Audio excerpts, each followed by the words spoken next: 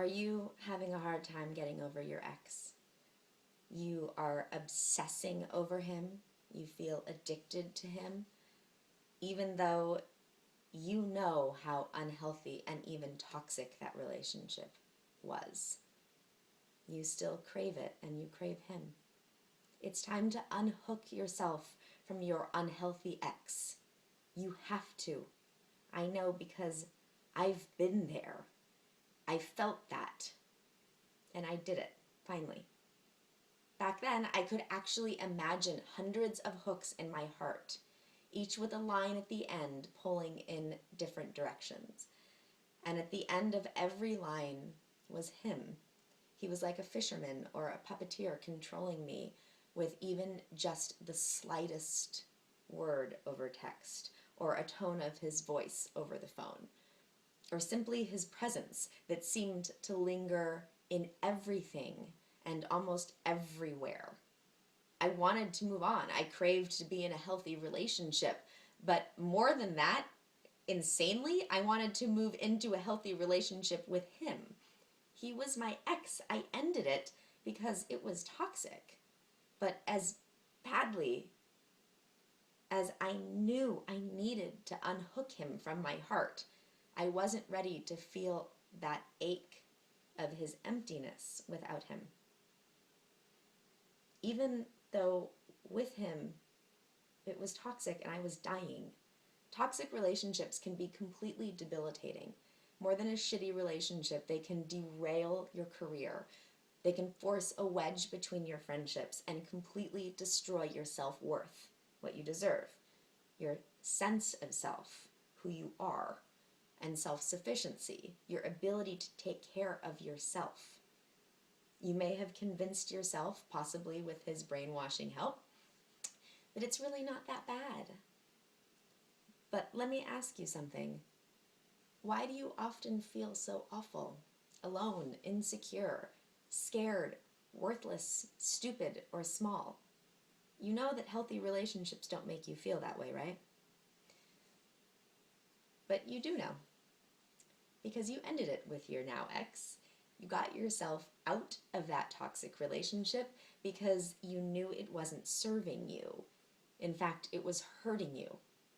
Your wings felt clipped. Your ego was non-existent. You were almost a different person. When you were with him, it was like you had two personalities. One was the strong, fun one that your friends and family saw, and then was the half person who your guy cut you down to be. Or maybe you completely lost yourself altogether, including losing your friends and family, because you weren't you anymore. And now you're alone and missing the comfort of him. It's so easy to forget about the bad moments, isn't it? You romanticize the relationship, allowing your mind to wander into the moments which really are moments when you were great. But let's be honest. Bad or good, you miss him. So you text a photo of something that reminds you of him, or you write down the lyrics to a song about heartbreak and you email it to him. You stalk him on social media, and the feelings come washing over you like a tidal wave. You can't stop obsessing. Sure, he told you that you're worthless, but he also told you that he's never loved anyone like he loved you. And you believe him. You believe both of what he said in a sick and twisted way. You find comfort in the nasty texts that you send each other. You remember at the beginning of your relationship when he didn't treat you this way, and you feel like maybe if you're well behaved and you don't piss him off, he'll go back to being that guy. So you go back to him. And soon you fall into a new cycle, the break up and get back together cycle.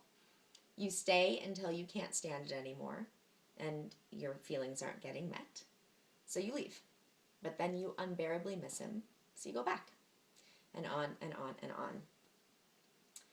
Let me tell you right now, things won't change.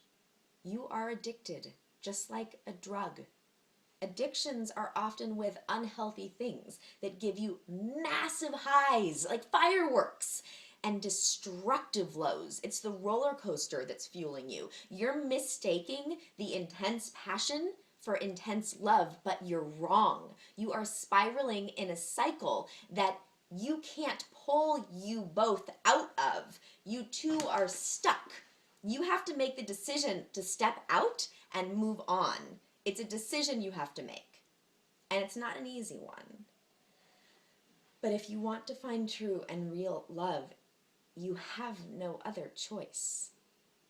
Once you make the decision, you have to take the steps to follow through. And that means removing yourself from the triggers that tempt you to go back. I know, because I was there, and it was really hard. But then you have to reset and rebuild and love yourself first, and you will find someone better and more amazing for you. The harder you slam a ball into the ground, the higher it bounces back up, right? A divorce, a breakup, losing a job, or just feeling seriously down can ground you, rough you up a bit, leave calluses on your feet and grit under your fingernails. But more than that, it leaves you wiser and stronger next time. Life is about experiencing opposites, isn't it? I know, because I've been there. If you want more dating tips and insight, subscribe right now, and you'll get lots more. And please like this video if you do.